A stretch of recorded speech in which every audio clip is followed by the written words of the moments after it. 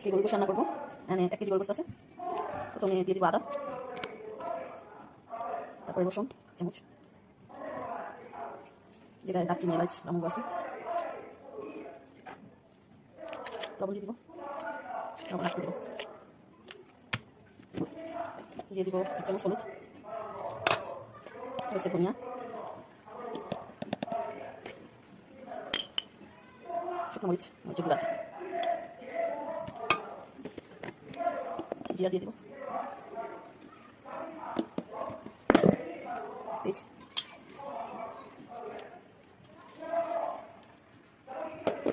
সরিষা তেল দিয়ে রান্না করবো। সরিষা তেল দিয়ে দিব, পরিমাণ মতো দিয়ে দিব,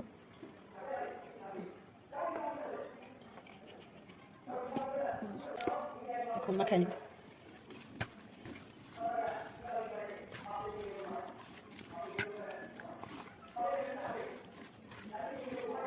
মাখায় 10 মিনিট রাখা দিব, সাথে করে রান্না করবো।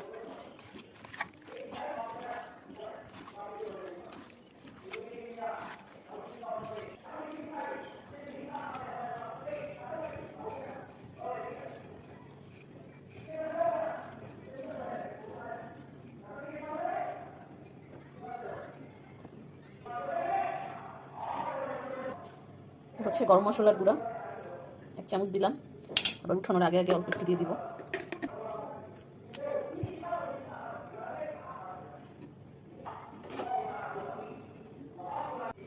দশ মিনিট মাখায় রাখছিলাম, দিয়ে দিব প্রেসার কুকারে।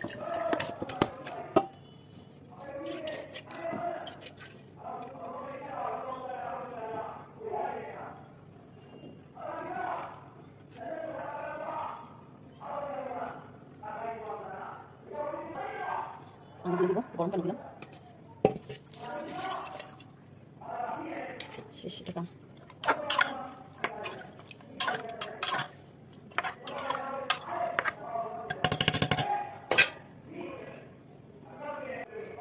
টক দই দিয়ে দিব, হচ্ছে টক দই বেশি বড় পড়েছিল, পানি দিয়ে তারপরে করলাম,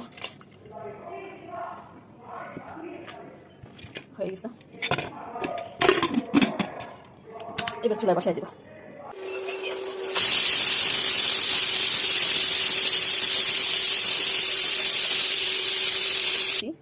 বন্ধ করার আগে একটু গরম মশলা দিছি, কাঁচামরিচ দিছি, এগুলো দেখানো হয় নাই। সুন্দর একটা কালার আসছে, চমৎকার একটা কালার আসছে। এই হচ্ছে আমার গরুর গোশতের ফাইনাল লুক।